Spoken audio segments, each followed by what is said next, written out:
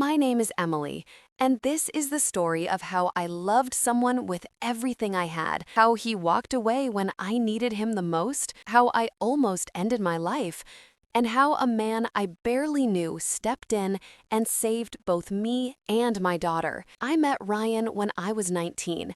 He was charming, spontaneous, full of energy, the kind of guy who made you feel like life was an adventure, and I fell for him, hard. For 4 years, he was all I ever wanted, or at least I believed he was. When I found out I was pregnant, I was scared, but happy. I imagined Ryan smiling, hugging me, telling me we were going to figure things out together, but instead, he stared at the floor, silent, cold, distant. And then he said, "I'm not ready for this. I can't do this.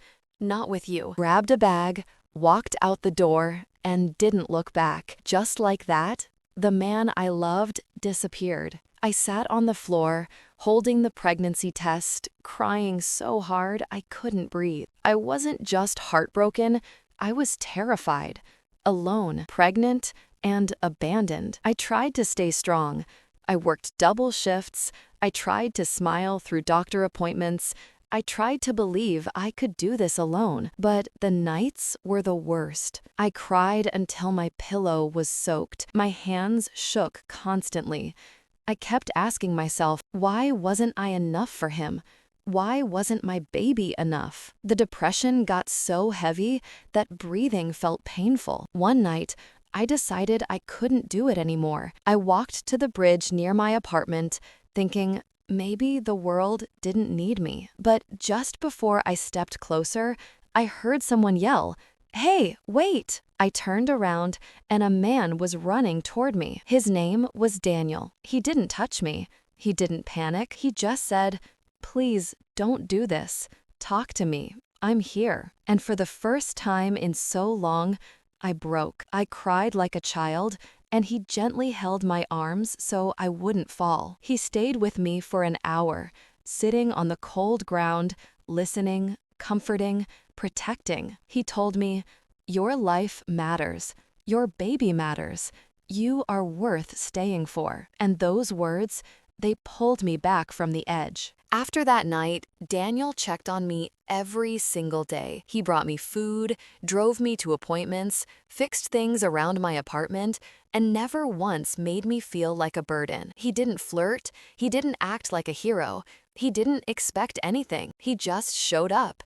And slowly, my broken pieces started coming together again. One day, I asked him, "Why are you doing all this for me?" He looked down, smiled softly, and said, "My mom raised me alone. Someone helped her when she needed it. I'm just returning what the world gave me." And in that moment, I realized he wasn't just a kind man.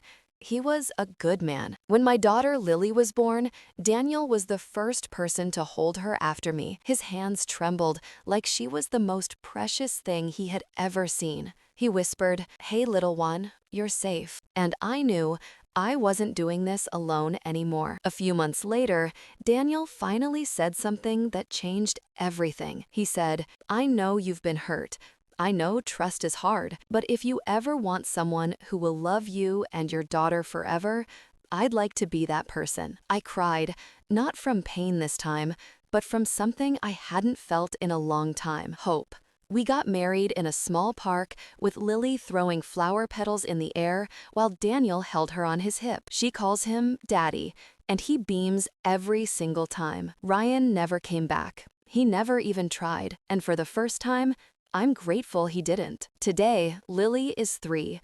We live in a cozy house filled with laughter, warmth, and love that doesn't hurt. Sometimes I watch Daniel reading her bedtime stories, and I think, the darkest moment of my life led me to the light I never saw coming. This is my story, of the man who broke me and the man who saved me, the man who gave me a family and a reason to live again.